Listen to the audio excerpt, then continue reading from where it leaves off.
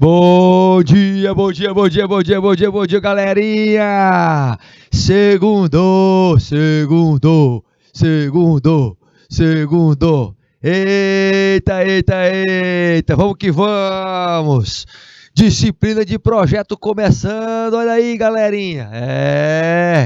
Segundo, semana zona aí começando, hein? Vamos que vamos? Vamos pra cima? Cadê o bom dia esticado aí, Belém do Piauí? Belém do Piauí, bom dia, bom dia, bom dia, bom dia. Cadê os outros municípios aí? Deixa eu ver, meu diretor. Deixa me ver. Pode ir, pode ir, pode ir. Nosso conteúdozinho hoje, olha aí. Gestão da comunidade, poderes executivo, legislativo e judiciário. Galera.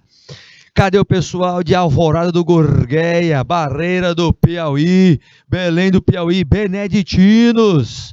Cadê o pessoal de Betânia, gente, do Piauí, de Campo Largo? Tem um ok bem aqui no meio, meu diretor, tem um ok bem aqui no meio, ó. Cadê? Coivaras, Cocal de Telha, Campo Largo, Darco, Disseu do Arco Verde? Cadê Padre Marcos? Cadê a turma? Cadê? Fartura do Piauí. Olha ali a Raquel aí. Riacho Frio. Tamo junto, Riacho Frio. Segundo. Piauí. Vamos que vamos. Olha aí, ó. Lá em Fartura, nosso professor. Professor é quem? Fernando. É o professor Fernando, é? Show. Nosso professor mediador, não é? Meus queridos, vejam só. Olha só como a gente vai avançar hoje. Olha o nosso conteúdozinho aí. Olha que maravilha. Gestão da comunidade. Se eu falo em gestão, para você, meu querido e minha querida técnica em secretariado, o que eu estou falando? Colocando situações da administração dentro da comunidade por meio da administração do quê? Dos poderes. Poderes executivo, legislativo e judiciário. Por que é que projeto de aprendizagem interdisciplinar 2, ele vai estudar esses poderes? Primeiro porque a gente pode levantar, né, Nara Célia Gomes, que está entrando aí agora, ó. Nara Célia mandando ver. E aí, meus queridos, nós precisamos entender que o projeto de aprendizagem interdisciplinar, ele serve para te dar também um norte. O nosso objetivo nesta aulinha de hoje é trabalhar essa questão da divisão dos poderes, de diferenciar um do outro, de saber o que eu posso utilizar com um poder e no outro não posso, certo? E a gente pode levantar isso, por exemplo, até mesmo para realizar trabalhos nos municípios, nos polos onde vocês estão. Aí, Coronel José Dias dando bom dia também. Maneiro. Mediadora Silvia Oliveira. Seja bem-vinda, minha querida, seja bem-vinda.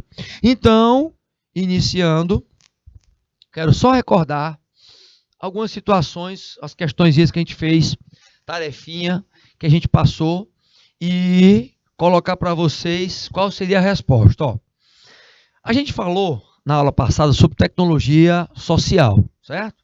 Já de cara, para esquentar aí vocês, eu quero saber se vocês lembram. Quero que vocês respondam aí, hein? Pessoal de Coronel José Dias, de Fartura, de Seu Arco Verde, Coronel José Dias também, Coivaras, Cocal de Telha, Betânia, Beneditinos, Belém do Piauí, Barreiras do Piauí, Alvorada do Gurgueia, quero vocês, Campo Largo, quero vocês também juntinho, o pessoal aí também está no YouTube também. Eu quero que responda essa pergunta aí, que eu quero ver se vocês estão lembrando. Nara Célias, Maria Clara da Silva, Lia Raquel, tá? Já podem dar a respostazinha, ó. A tecnologia social realiza um processo pedagógico. Lembra que eu levantei sobre essa questão? Aulas passadas? Pois é, ela se desenvolve num diálogo entre saberes populares e saberes científicos, certo? Sendo apropriada pelas comunidades, que ganham autonomia. Qual a dimensão da tecnologia social foi escrita acima? É a dimensão do conhecimento da ciência e tecnologia? É a dimensão da participação da cidadania e democracia? É a dimensão da educação ou é a dimensão da relevância? Relevância social. Qual seria? Cadê a resposta? Só ali a Raquel respondeu, hein? Eita, Fartura também respondeu. Cadê os outros municípios que não respondem? Cadê? Cadê? Belém do Piauí, cadê? Eita, a turma tá fraca, hein? A turma tá fraca. Betânia, tu responde a questão, Betânia. Depois que eu falar, não vale mais. Eu vou agora, vou colocar qual é a resposta. Vamos que vamos? A resposta, ó. Letra B, meus queridos, letra B. Dimensão, educação, porque eu falo do processo pedagógico, professor, então não vou esquecer mais. Exatamente, toda vez que eu falar, toda a vida que eu estiver falando, tá? Ah, pois é. Mas foi por pouco, hein? Foi por pouco. Tem mais uma, Belém do Piauí. Tem mais uma. Fartura aí, ó. Fartura dizendo que errou. Não tem problema. Mas vocês pelo menos tentaram. Teve gente que nem tentou, né? Tá assistindo a aula e nem tentou. Vamos para a próxima? Tecnologia social. Promove. Eu quero que vocês respondam também. Vamos lá, relembrando o conteúdo passado. Promove a democracia e cidadania. Ela se vale de metodologias participativas buscando o quê? A inclusão e a acessibilidade. Então, promove a democracia e a cidadania.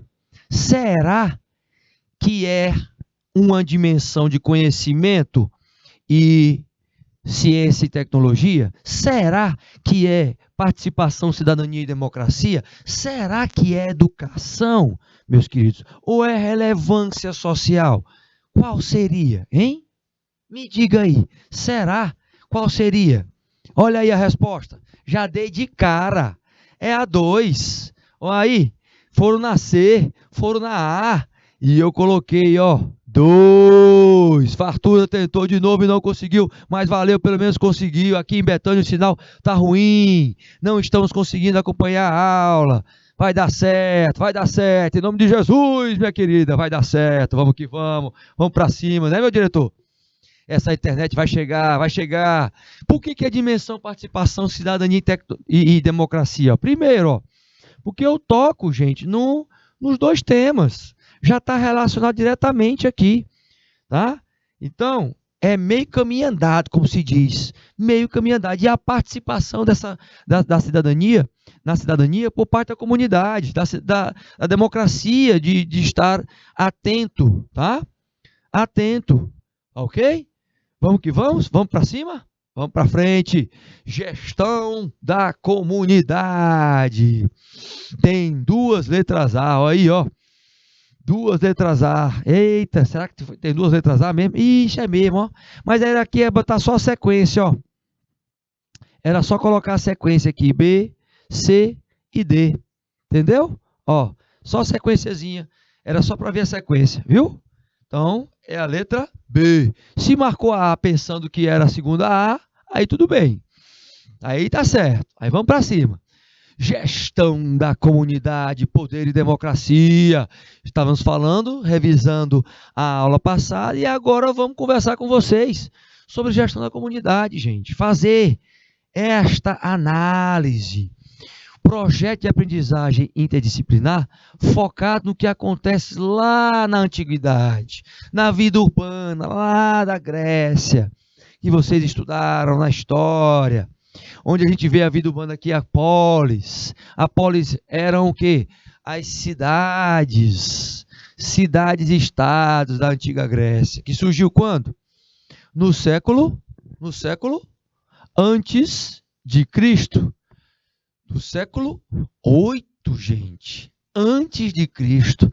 Depois a gente tem um apogeu também no seu século, ele vai diminuindo, vai chegando perto, né, do fato cristão mais importante da trajetória do cristianismo, vai chegando perto e vai vindo com algumas situações.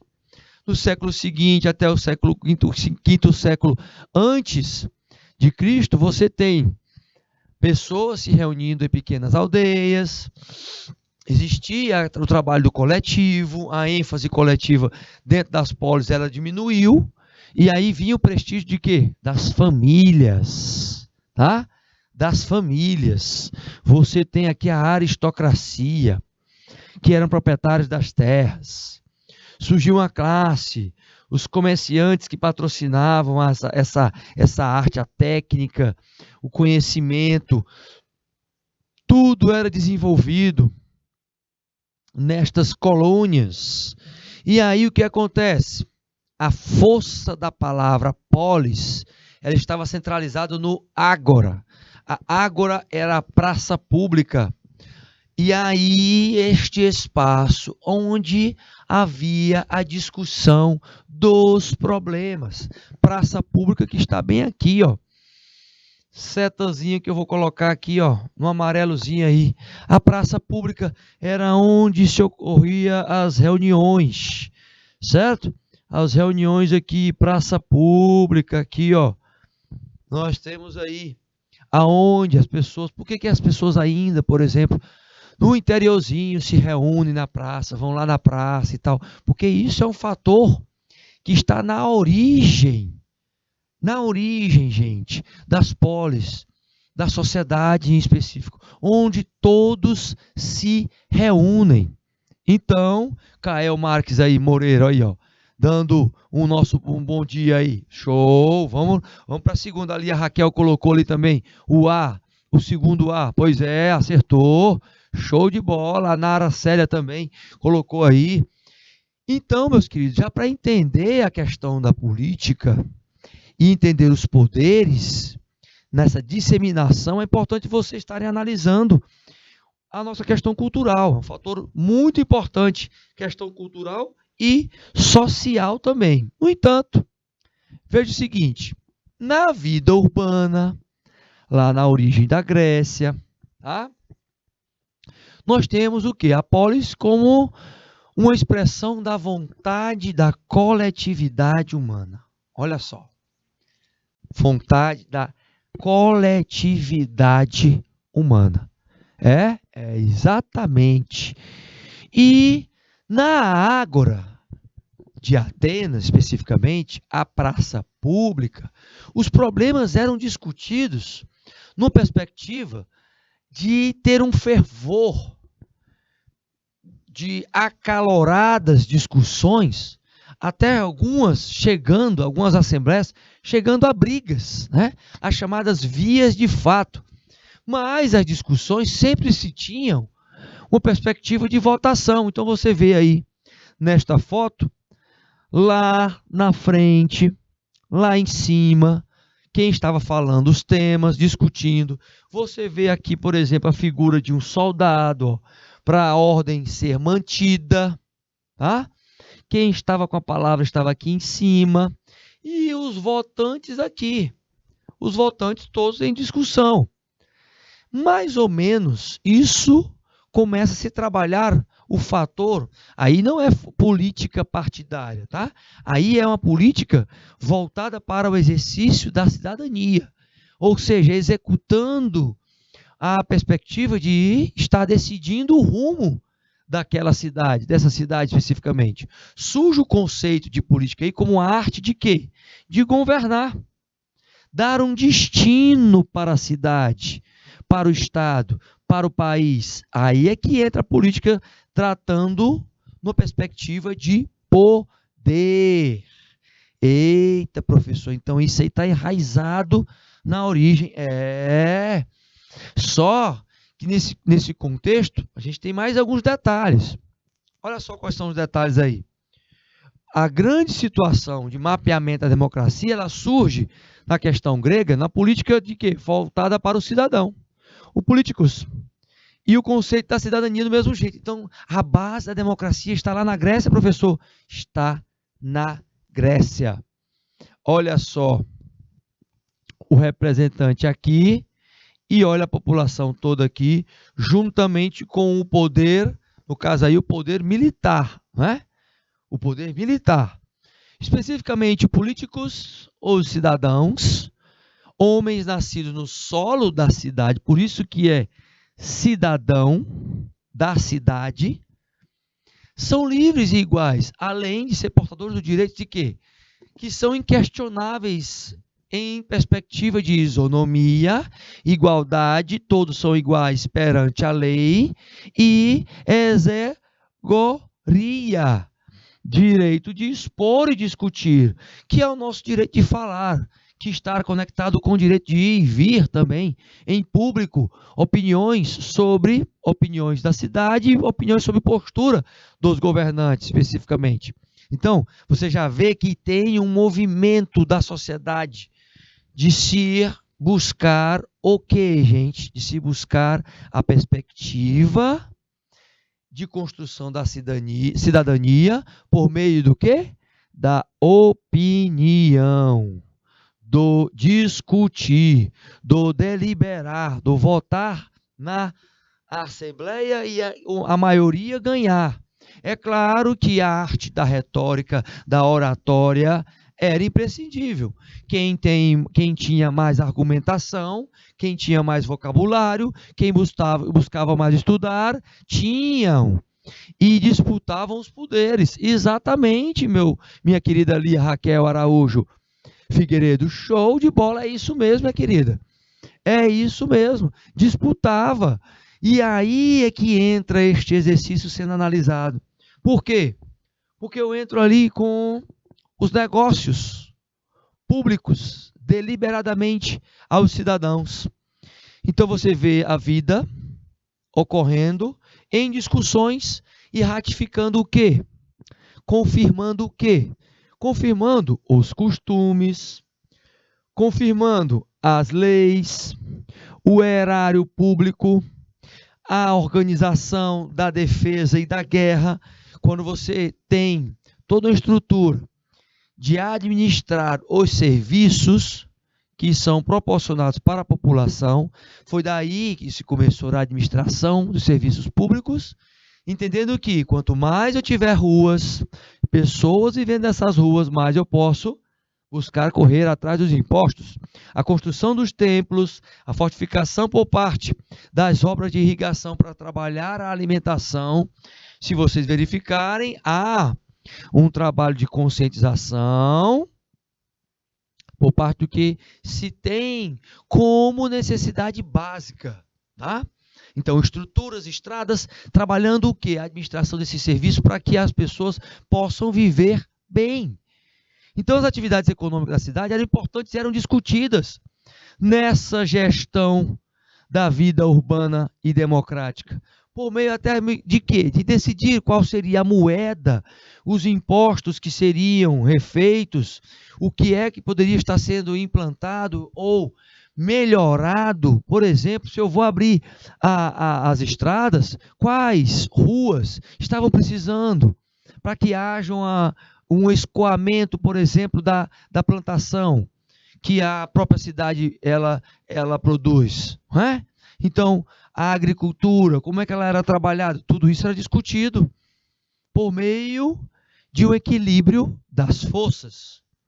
E essas forças, é claro, meus queridos, que repercutia na força da democracia e na força do governo pelo povo, para o povo, do povo.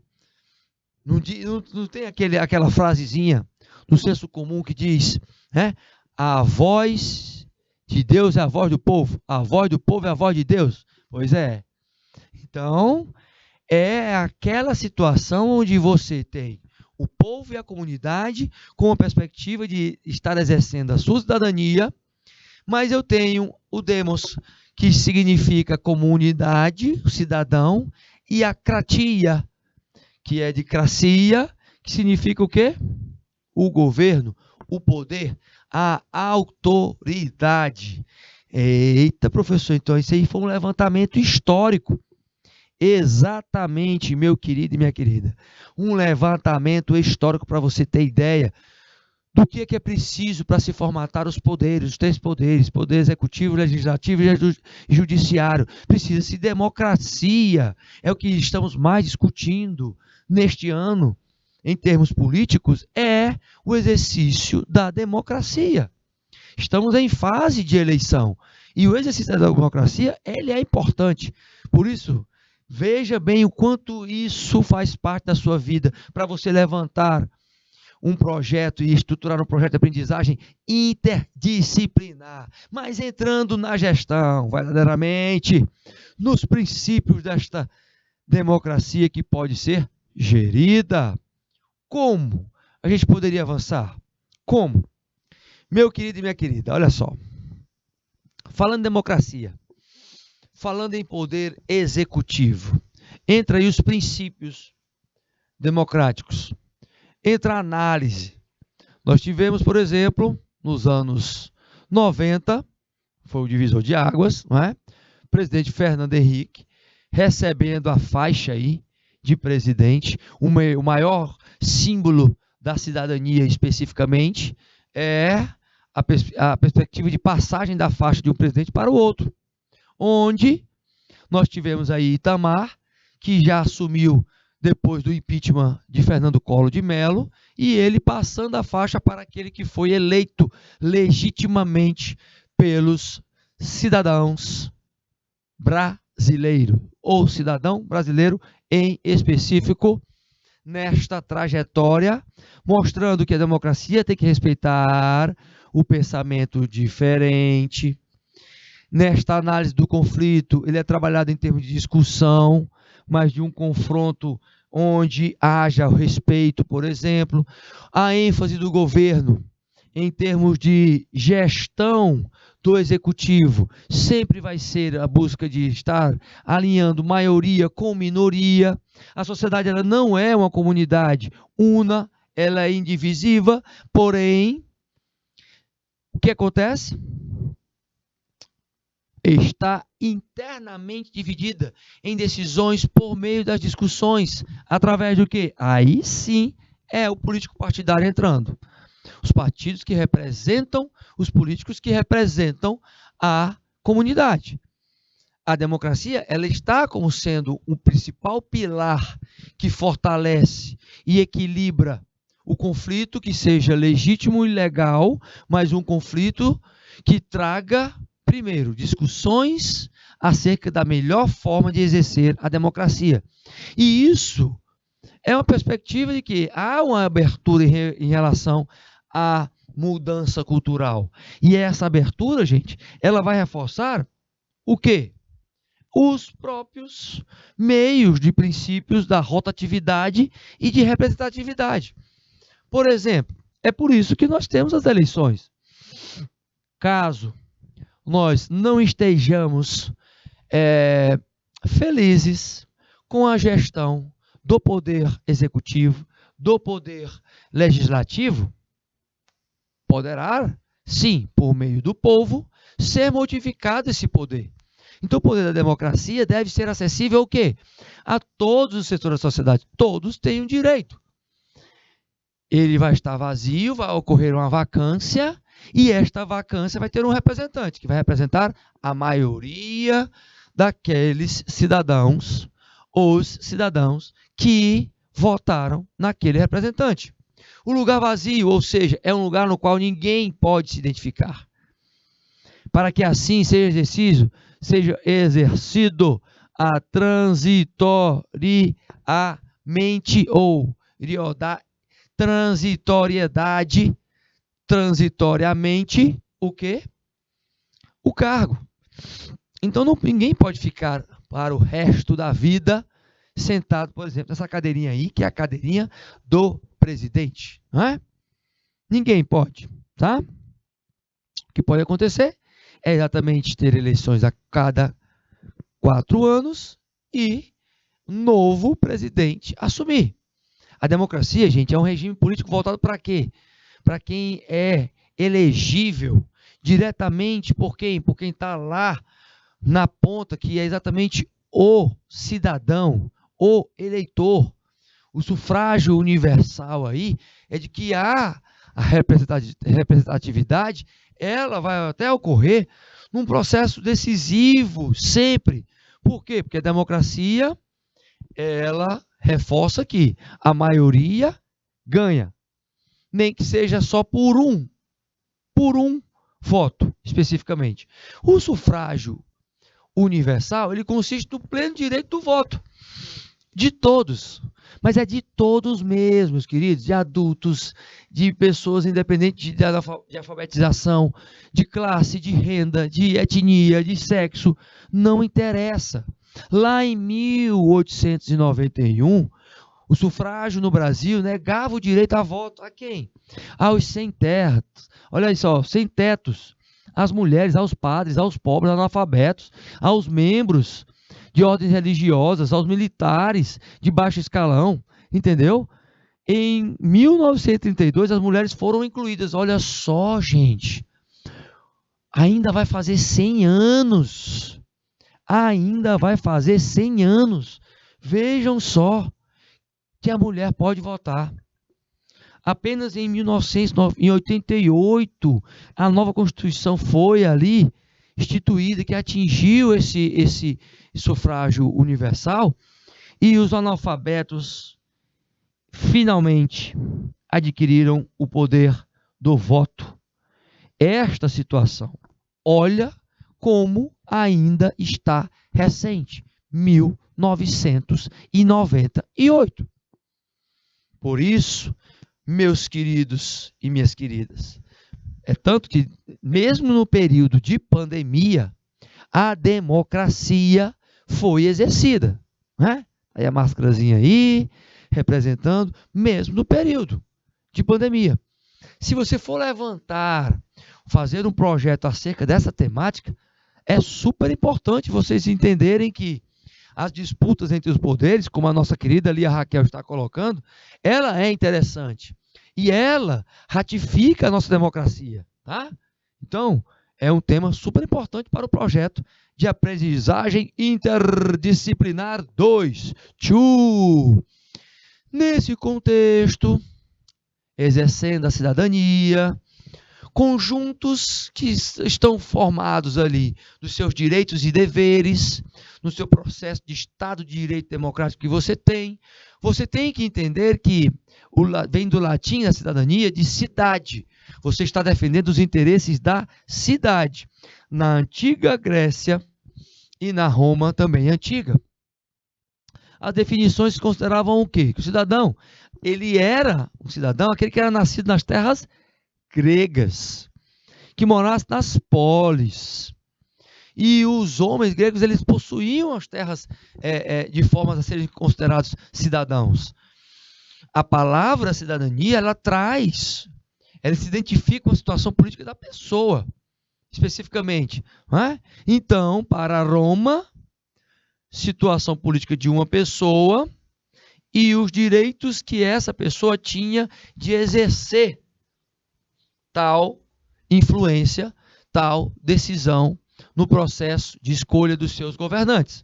Todavia, a democracia pode ser manipulada. Aí nós temos uma grande situação a ser analisada. Olha só. O Pisístrato, ele foi um tirano da antiga Atenas, tão conhecida por sua democracia. Ele governou de 546 a.C. até, olha só, 527. 527, quase. Aliás, mais do que 20 anos.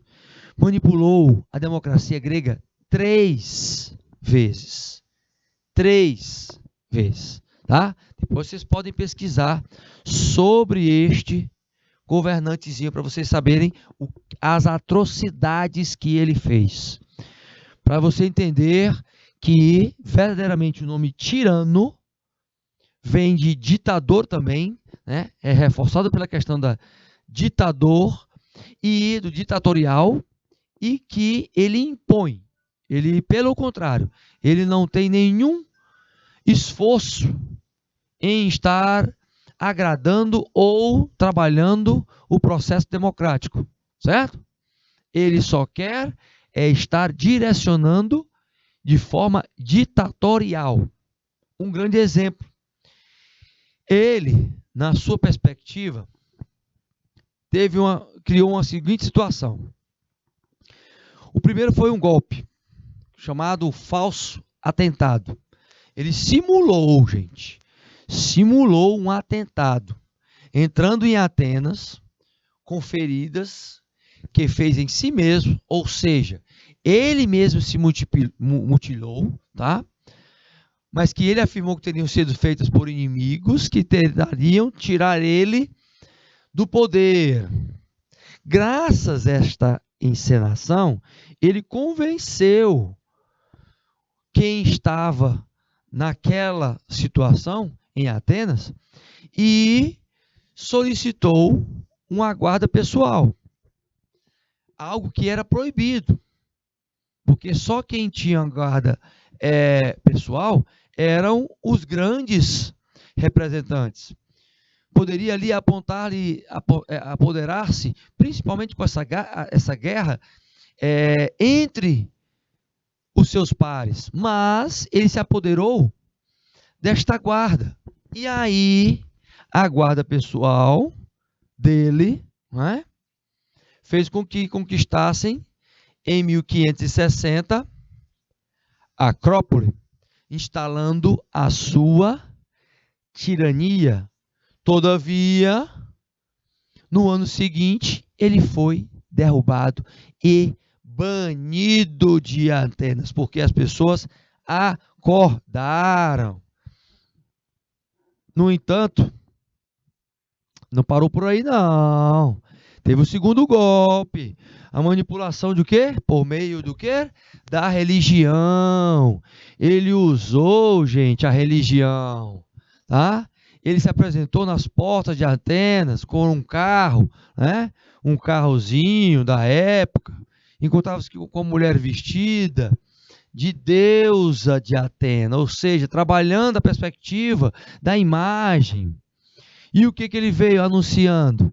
Que esta deusa vinha para restaurar o poder, trabalhando a perspectiva também do imaginar dentro da religião, que o povo fez, foi o quê? Acreditou. E ele conquistou novamente o poder. Olha só, lá tinha sido um atentado e aqui foi o quê? Foi exatamente uma perspectiva voltada para quê? Para a religião, onde se mobilizam muitas pessoas, tá? O tirano ele ficou 1 ano governando, mas descobriram isso e ele foi expulso, ele foi deposto, não colou mais. Viram que tinha sido apenas uma tentativa, e conseguiu, né, de ludibriar usando a religião. Parou por aí, professor? Não parou por aí. Teve o terceiro golpe. Olha só, gente. Esse foi violento, porque foi o chamado golpe militar. Ele partiu o norte da Grécia, onde explorou prata, valia muito. Com essa riqueza, o que ele adquiriu? Ele formou um exército, mas um exército de quê? De mercenários. Os mercenários e simpatizantes a ele, o que ele fez? Derrotou o exército de Atenas e reconquistou o poder novamente. Pelo quê? Pela força. Então, o primeiro foi o quê? O primeiro foi o vitimismo, o segundo foi pela religião e o terceiro foi pela força, gente. Força militar. Por 19 anos, o que aconteceu? Até a sua morte, ela foi natural, mas, que foi em 527, ele governou. Então, 3 golpes. Estes 3 golpes trazem a seguinte perspectiva que eu quero que vocês coloquem agora. Antes da gente começar, a gente finalizar com esta partezinha. Olha só. Veja que nesta situação, a aula de hoje, ela trabalha uma temática que nós estamos vivendo agora. É interessante você refletir sobre isso. Quer fazer um projetozinho?